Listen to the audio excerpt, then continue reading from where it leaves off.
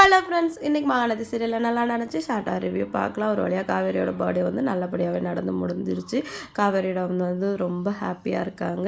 அவங்க விஜய் கிட்டே போயிட்டு, என் பொண்ணை நீங்கள் ரொம்ப நல்லா பார்த்துக்கிறீங்க, எனக்கு ரொம்ப பெருமையாகவும் சந்தோஷமாகவும் இருக்குது அப்படின்னு சொல்கிறாங்க.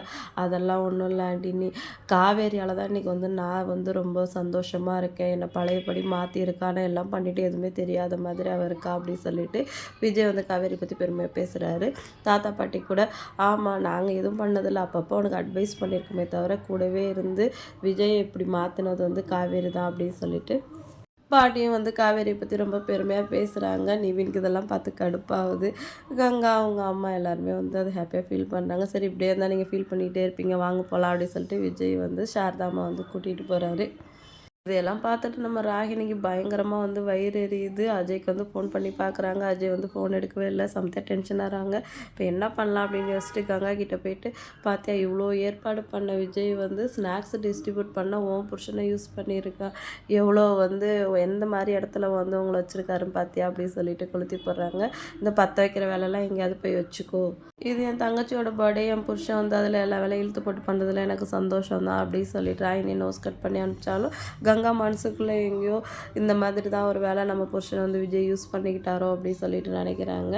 என்னால் அங்கே இருக்க முடியல, வெளியே கிளம்பிடுறாரு. இதை பார்த்துட்டு யமுனா மாமா அவர் தனியாக இருக்காரு, நீங்கள் போய் பேசுங்க அப்படின்னு குமரன் கிட்ட சொல்கிறாங்க. குமரன் போயிட்டு என்ன நீ ஒன்று தனியாக வந்துட்ட, வா போய் சாப்பிட்லான்னு சொல்கிறாரு. இல்லை அதான் பர்த்டே ஃபங்க்ஷன் முடிஞ்சிச்சுல, யமுனா வர சொல்லுங்கள், நான் கிளம்புறேன், என்னால் இங்கே இருக்க முடியல அப்படின்னு சொல்கிறாரு.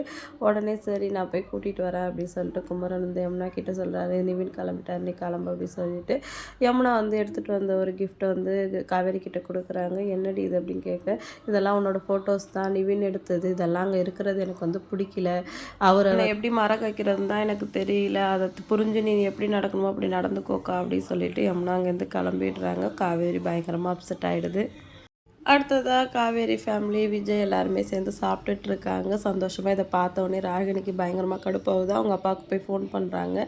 என்னப்பா பண்ணி வச்சுருக்கீங்க, இன்றைக்கி காவேரி சந்தோஷமாக இருக்குது, அதை பார்க்க எனக்கு வயிறு எரியுது, நான் அவங்கள தானே நம்பிட்டு இருந்தேன் அப்படின்னு சொல்லிட்டு பசுபதி லெஃப்ட் ரைட் வாங்குறாங்க. ஏம்மா ஃபோன் பண்ணால் என்ன ஏதுன்னு பேச மாட்டியா, பேசுகிறத கேட்க மாட்டியா, நீ பாட்டுக்கு கடன்னு பேசுகிற அப்படின்னு சொல்லிட்டு பசுபதி நான் உனக்கு ஒரு லொக்கேஷன் அனுப்பிச்சிருக்கேன், அந்த வெண்ணிலாவை கண்டுபிடிச்சாச்சு, அங்கே வா அப்படின்னு சொல்கிறாங்க.